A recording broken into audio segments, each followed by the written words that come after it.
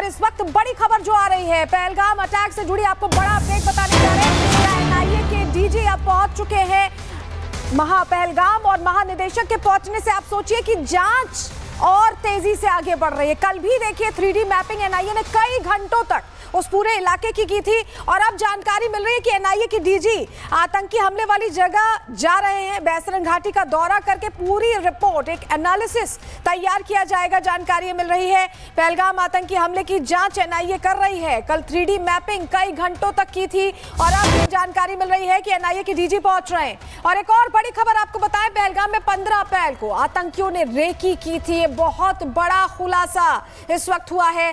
Amusement park की 15 अप्रैल को recce की गई थी, यानी तैयारी ये पहले से कर रहे थे और 15 अप्रैल को इन्होंने रेकी की और 22 अप्रैल को हमले को अंजाम दिया था। ये जानकारी मिल रही है। आरू घाटी और बेताब घाटी की भी आतंकियों ने रेकी की थी। लश्कर के कमांडर ने हमला करने से पहले रेकी की थी, ये जानकारी मिल रही है। अब धीरे धीरे जैसे जांच का दायरा बढ़ता जा रहा है, जांच आगे बढ़ती जा रही है, खुलासे नए हो रहे हैं और जानकारी मिल रही है कि 15 अप्रैल को आतंकियों ने रेकी की थी। और हमारे सहयोगी जतिन सीधे हमारे साथ जुड़ रहे हैं। जतिन, ये बड़ी जानकारी है कि सिर्फ बैसरन घाटी ही नहीं और जगहों की भी रेकी की गई थी, और डिटेल्स दीजिए। बिल्कुल, देखिए एनआईए के डीजी इस समय पहलगाम में मौजूद है और किसी भी समय वो बैसन घाटी पहुंचेंगे क्योंकि रिपोर्ट गृह मंत्रालय को सबमिट करनी है आज, जो कि डीजी खुद पहलगाम पहुंचे हैं और बैसन घाटी वो जाने वाले। तो संभवतः आज शाम तक या कल सुबह तक जो डिटेल रिपोर्ट एनआईए इन्वेस्टिगेशन की है वो गृह मंत्रालय को सौंप दी जाएगी। हालांकि दो विकल्प है। सोर्सेज ये बता रहे हैं कि चॉपर के जरिए जो डीजी है वो बैसन घाटी पहुंचेंगे, उस जगह का मुआयना करेंगे और कल जिस तरीके से 3D लेजर मैपिंग की गई थी उस बारे में भी डीआईजी रैंक के ऑफिसर रिपोर्ट सौंप चुके हैं, डीजी को उस बारे में ब्रीफ कर चुके हैं। दूसरा सबसे बड़ा एनआईए इन्वेस्टिगेशन में जो खुलासा हुआ, मेरे पीछे आप ये अम्यूजमेंट पार्क देख रहे हैं, पहलगाम का ये अम्यूजमेंट पार्क है। बाकायदा इस अम्यूजमेंट पार्क की भी रैकी की गई थी। जो इन्वेस्टिगेशन में निकलकर सामने आया, ओवरग्राउंड वर्कर से पूछताछ में एनआईए के सामने खुलासा हुआ कि 15 तारीख को जो आतंकी है 15 अप्रैल को पहलगाम पहुंच जाते हैं। पहुंचने के बाद सीधा इस अम्यूजमेंट पार्क में पहुंचते हैं। इस अम्यूजमेंट पार्क की रैकी की गई, लेकिन यह प्लान ड्रॉप किया गया। प्लान ड्रॉप करने के पीछे दो सबसे बड़ी वजह थी। एक वजह यह कि amusement park police station Pahalgam से महज 700 मीटर की दूरी पर है। अगर इस इलाके में आतंकी वारदात को अंजाम देते हैं तो गोलियों की आवाज से पुलिस अलर्ट हो जाती और मूवमेंट करने में महज 1 से 1.5 मिनट का समय लगता। दूसरी सबसे बड़ी वजह ये रोड आप देख रहे हैं, ये हाईवे है जो कि सीधा श्रीनगर को कनेक्ट करता है। यहां से एस्केप रूट आतंकियों को मिल पाना बहुत मुश्किल था। यही कारण था कि इस अम्यूजमेंट पार्क में रैकी करके ये प्लान ड्रॉप किया गया। इस अम्यूजमेंट पार्क के अलावा दो और लोकेशन थी, आरू घाटी और बेताब घाटी। ये दो ऐसी लोकेशन है जो साइट सीन के हिसाब से बेहद फेमस है, टूरिस्ट वहां पर सबसे ज्यादा होते हैं। वहां से भी एस्केप रूट ले पाना मुश्किल था, इसलिए बैसन घाटी का चुनाव किया गया। क्योंकि बैसन घाटी आप मेरे सामने देख रहे हैं, ये देखिए सामने जो आप पहाड़ आपको नजर आ रहा है, यही बैसन घाटी है और यहां से निकलना बेहद चुनौतीपूर्ण है फोर्सेस के लिए भी। और यही कारण है कि पिछले एक हफ्ते से लगातार सर्च ऑपरेशन चल रहा है। इन्वेस्टिगेशन ये भी बता रही है कि इस बैसन घाटी में 100 से भी ज्यादा हाइट आउट है, घना जंगल है, डार्क स्पॉट्स है, जिसको पकड़ पाना, जिसको ट्रेस कर पाना बेहद चैलेंजिंग है। और यही कारण है कि 10 अलग अलग टीमें बना दी गई थी और लगातार वो सर्च ऑपरेशन कर रही है। लेकिन सबसे बड़ी बात, ये अम्यूजमेंट पार्क आप देखिए, यहाँ पे छोटे बच्चे जो है वो राइड्स करते हैं, टिकट काउंटर बेहद नजदीक है। अगर यहां पर आतंकी हमला होता तो आप अंदाजा लगाइए कि दृश्य कितना भयानक होता और कितने लोगों को इसका नुकसान पहुंचता। हालांकि रैकी करने का मकसद सिर्फ इतना था कि यह पता किया जाए कि किस दिन किस समय पर सबसे ज्यादा भीड़ इन टूरिस्ट स्पॉट्स पर होती है। लेकिन इन्वेस्टिगेशन यह भी बता रही है, देखिए इस आतंकी हमले का जो मास्टरमाइंड है, जो कमांडर है, वो भी यहां की रैकी कर चुका था। हालांकि ओवरग्राउंड वर्कर्स को जब उसकी तस्वीरें एनआईए की टीम ने दिखाई तो कुछ लोगों ने उसकी पहचान भी की। तमाम ऐसी बातें थी जो कि इन्वेस्टिगेशन का हिस्सा बनती हुई नजर आ रही है। लेकिन अम्यूजमेंट पार्क का चुनाव करना, आप समझिए कि आतंकियों की मंशा बेहद क्लियर थी कि वो ज्यादा से ज्यादा डैमेज करना चाह रहे थे।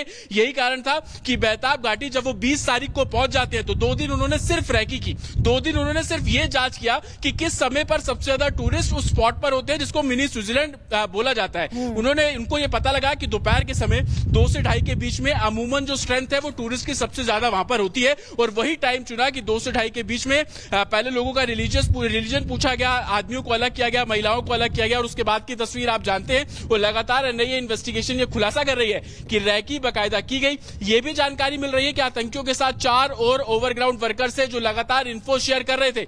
ये वो लोग थे जो कि जांच कर रहे हैं, ये वो लोग थे जो कि इन्वेस्टिगेशन जो लीड्स है वो दे रहे थे, ये वो लोग थे जो कि लगातार फुटप्रिंट जो है वो साफ तौर पर सामने रख रहे थे। तो कहीं ना कहीं अब इस पूरे मामले में जब एनआईए इन्वेस्टिगेशन कर रही है, डीजी खुद अब पहलगाम पहलगाम पहुंच चुके ठीक है, हैं। जतिन। आज एक डिटेल रिपोर्ट इस पूरे मामले।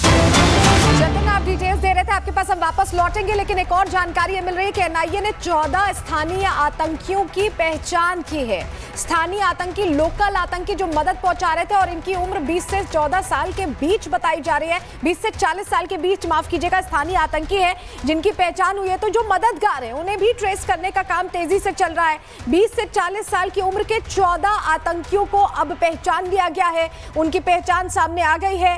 पाक समर्थित आतंकी संगठनों से इन आतंकियों का, ये जो 14 आतंकी है, इनका कनेक्शन है और एनआईए ने इनकी पहचान कर ली है। एनआईए प्रमुख जम्मू कश्मीर पुलिस के साथ अब बैठक भी करने वाले हैं, तो एक डिटेल्ड चर्चा भी होने वाली है जम्मू कश्मीर पुलिस के साथ एनआईए की। और आप समझिए कि जांच का दायरा बढ़ते बढ़ते नित नए खुलासे हो रहे हैं, क्योंकि ये कहा भी जा रहा था कि घाटी में कुछ मददगार जरूर है और 14 लोकल आतंकियों की पहचान, ऐसे में बड़ी सफलता। कर्नल शैलेंद्र सिंह, बड़ी खबर आ रही है, 14 लोकल लोगों की पहचान की गई है। ये बताया जा रहा है 14 आतंकी हैं, 20 से 40 साल इनकी उम्र बताई जा रही है।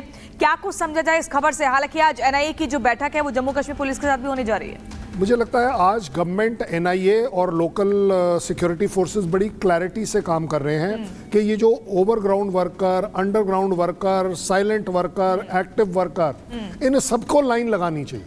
मैं मान सकता हूं इसमें एक आध कहीं गलती भी हो जाएगी, लेकिन ज्यादा बड़ी बात यह है कि अगर आप जब खंगालना शुरू करते हैं और अगर छोटे से छोटा प्रूफ मिलता है, आप उस बंदे को उठाइए, क्योंकि अल्टीमेटली ये टेररिज्म जब तक आप इंटरनली खत्म नहीं करेंगे, ये सपोर्ट है, ये सपोर्ट के वजह से आ सकता है आदमी।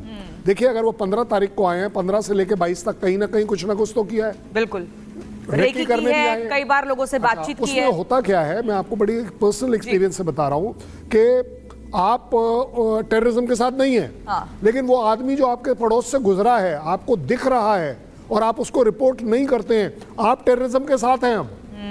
क्योंकि टेररिज्म देखना, सहना और ना बोलना अपने आप में एक क्राइम है। उतने आप बराबरी के आप गिल्टी बराबर हैं, के आप होने भी दोषी चाहिए, हैं। जी। क्योंकि आप, अगर आप टेररिस्ट हैं और मैं चल रहा हूं और मैं आपको देख के ऐसे हो जाऊं, इसका मतलब ये थोड़ी ना कि मैंने टेररिस्ट नहीं देखा।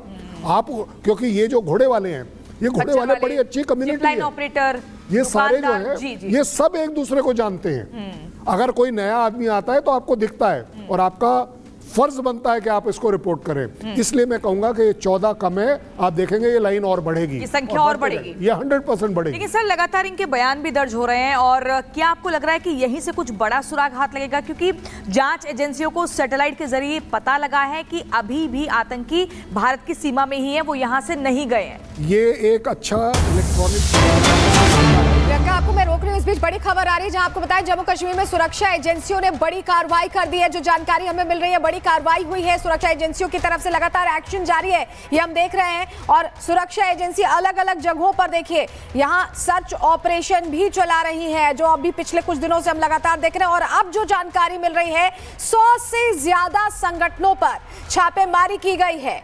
इस वक्त की बहुत बड़ी अपडेट है जो हम बता रहे हैं। हुर्रियत के कई गुटों पर सुरक्षा एजेंसियों ने छापा मारा। हमारी सहयोगी अनामिका सिंह हमारे साथ जुड़ रही है। अनामिका, हम ये देख रहे हैं कि ट्रैक डाउन किया जा रहा है उस हर मदद करने वाले हाथ को, और यही वजह है कि हुर्रियत के कई ठिकानों पर 100 ऐसे संगठन हैं जिनके ठिकानों पर छापेमारी की गई है।